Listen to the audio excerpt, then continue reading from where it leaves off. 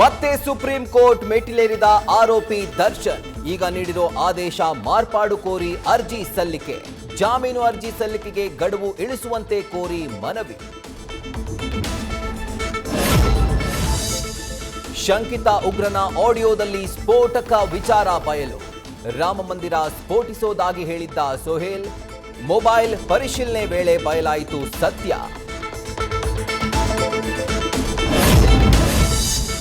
ನನ್ನ ಹೆಸರಲ್ಲಿರೋದು 32 ಎಕರೆ ಜಮೀನು, 100 ಎಕರೆ ಅಲ್ಲ.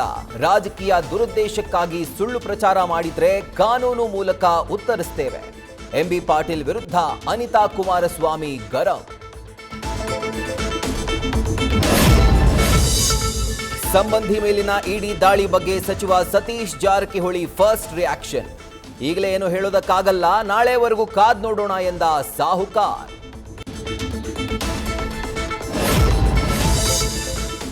ನವಿಲುಗರಿ ಬಟ್ಟೆ ತೊಟ್ಟು ರೀಲ್ಸ್, ದೂರು ದಾಖಲಾಗ್ತಾ ಇದ್ದಂತೆ ಕ್ಷಮೆ ಕೇಳಿದ ನಿವೇದಿತಾ ಗೌಡ, ಕಿಶನ್.